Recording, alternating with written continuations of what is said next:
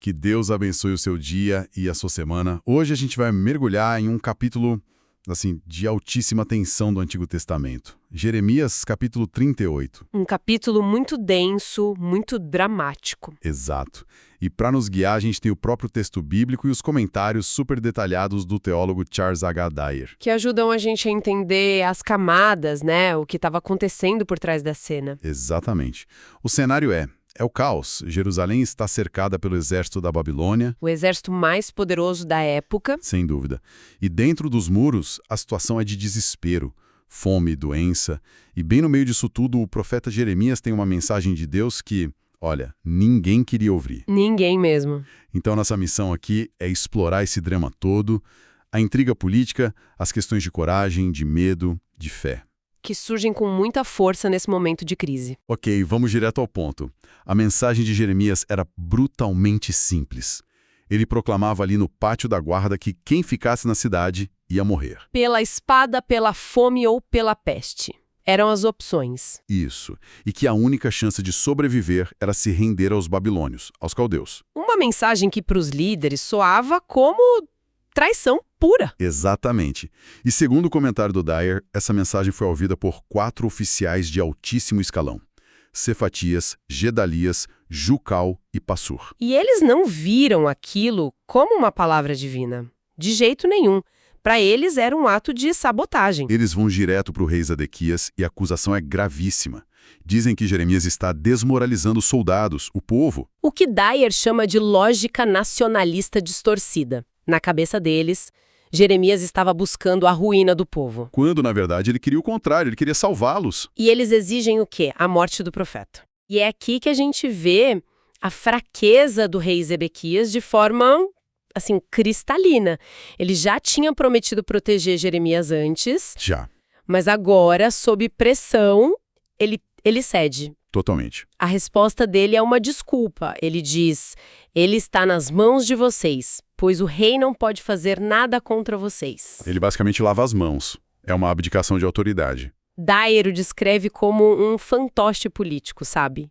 Ele é incapaz de tomar uma decisão firme. Ele cede a quem grita mais alto. E nesse caso eram os oficiais. Exato. E aqui a história fica realmente tensa. Os oficiais pegam Jeremias e o jogam numa cisterna. Dyer dá detalhes muito vívidos sobre esse lugar, né? Sim, não era uma prisão comum. Era um poço fundo, cavado na rocha, feito para coletar a água da chuva. Só que tinha um problema. Tinha. Devido a uma seca, não havia água. Havia apenas lama, muita lama. A imagem é horrível. Jeremias é baixado por cordas e atola na lama. Ele estava em perigo de morte iminente ali. Podia morrer afogado na lama, sufocado, ou simplesmente de fome. Dyer até levanta a possibilidade de que as pessoas pudessem atirar pedras nele lá de cima. Que crueldade. É uma morte lenta e humilhante. E a história poderia terminar aí, mas surge um herói completamente improvável. De onde a gente menos espera. Exato. Quem aparece para salvá-lo não é um compatriota. Muitos deles queriam Jeremias morto. O único que tem coragem de intervir é um homem chamado Ebed-Melech. E ele era um estrangeiro. Sim, um cuxita, da região que hoje seria o Sudão. E mais, ele era um oficial eunuco do palácio, uma figura marginalizada. E a coragem dele é impressionante. Ele não age pelos bastidores. Ele vai direto ao rei, que estava em um lugar público, o portão de Benjamim. E ele o confronta. Na frente de todo mundo. Ele diz que o que os oficiais fizeram foi uma maldade, uma palavra fortíssima. E afirma que Jeremias vai morrer de fome ali. Ele expõe a injustiça publicamente. E a reação do rei é notável. Talvez pelo constrangimento público, ele muda de ideia de novo. O mesmo rei que tinha acabado de lavar as mãos. O mesmo. Ele ordena que Ebed-Melech leve 30 homens com ele para resgatar Jeremias. Peraí, 30 homens? Parece um número meio exagerado para tirar uma pessoa de um poço, não? Com certeza. E o Dyer sugere que o número não era só pela força física. Tinha uma mensagem política aí. Exato. 30 homens era uma demonstração de força. Era um recado do rei para os outros oficiais. Não interfiram no resgate. Entendi. É mais um sinal da liderança reativa dele. Ele cede à pressão e depois à contrapressão. Exatamente. E no meio de toda essa brutalidade, dessa intriga, tem um detalhe de compaixão que é incrível. É um momento de humanidade pura, né? No meio do caos. Ebed-Meleque pega trapos velhos e roupas gastas do depósito do palácio. E desce por cordas para o Jeremias. Sim, e ele instrui Jeremias a colocar os panos debaixo das axilas como uma proteção, para as cordas não machucarem. Nossa, que cuidado! É um ato pequeno que diz tudo. Ele não estava só cumprindo uma ordem, ele se importava com a pessoa que estava salvando. Ele viu a humanidade de Jeremias quando ninguém mais via. Bom, Jeremias é resgatado, mas ele continua sendo um prisioneiro político. E o fascinante é que o rei Zedequias quer falar com ele de novo. É, em segredo dessa vez.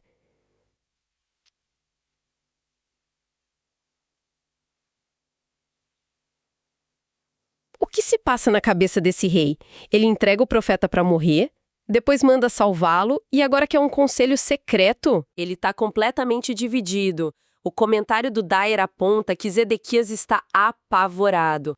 Ele não consegue aceitar a mensagem de Jeremias, mas também não consegue ignorá-la. Ele quer uma outra saída, uma brecha. Isso, e ele faz Jeremias jurar que vai dizer a verdade e jura que não vai matá-lo. O que é uma dinâmica muito estranha. O rei quer a verdade, mas já provou que não tem coragem de agir de acordo com ela. Sim, e Jeremias até hesita. Ele diz: "Por que eu diria alguma coisa? Você não vai me ouvir e ainda vai querer me matar?" E aí que o verdadeiro medo do rei aparece. Não é o exército babilônio, né?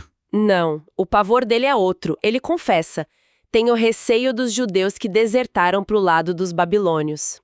Ele tem medo do próprio povo. Medo de que, se ele se render, seja entregue a esses desertores e maltratado, humilhado por eles.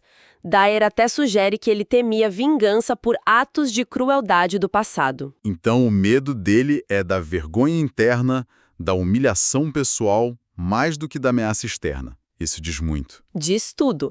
É o medo da retaliação e da vergonha que paralisa ele. E Jeremias então apresenta a escolha final, de forma bem clara. A mensagem é a mesma: obedeça a Deus, renda-se e a cidade será poupada. Senão, a cidade será queimada e ele não escapará. E ele ainda usa uma imagem muito forte para tentar convencer o rei, apelando diretamente para esse medo da humilhação. Sim, é um golpe psicológico. Ele descreve a cena das mulheres do harém real sendo levadas embora e elas cantam uma canção zombando do rei. Qual era a letra? Algo como: seus amigos de confiança o enganaram, agora que seus pés afundaram na lama, eles o abandonaram. Seus pés afundaram na lama. Nossa. É uma referência direta e cortante ao que acabaram de fazer com o próprio Jeremias. Exato. É como dizer: o destino que eles prepararam para mim vai ser o seu. Mas nem isso funciona. A fraqueza dele vence de novo. E em vez de escolher a obediência, ele escolhe o quê? O segredo. A autopreservação. Ele se recusa a seguir o conselho e imediatamente começa a planejar uma história de acobertamento. Ele instrui Jeremias a mentir. Isso. O álibi seria que Jeremias só estava pedindo para não voltar para uma masmorra pior. E foi o que aconteceu. Os oficiais descobriram a reunião. Sim, descobriram. Foram interrogar Jeremias.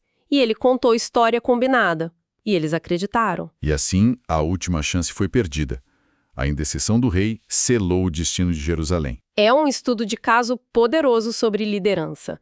O contraste entre a coragem de Jeremias e Ebed-Meleque e a fraqueza paralisante do rei. Mostra o que acontece quando o caminho certo é o mais impopular, o mais assustador. E a figura de Ebed-Meleque, o estrangeiro, o marginalizado, se torna central. Ele tinha clareza moral. Ele viu uma injustiça e agiu. Enquanto os líderes, com seus jogos de poder, levaram o povo à ruína. Exatamente. Então fica aqui uma reflexão. A história nos deixa com essa inversão. Os líderes da nação falharam. O herói, quem agiu com integridade, foi um estrangeiro. O que isso nos diz sobre de onde vem a verdadeira liderança moral em tempos de crise? Vem sempre de quem está no poder? Ou às vezes vem de quem está à margem, com uma visão mais clara do que é certo e errado? Deus abençoe todos os ouvintes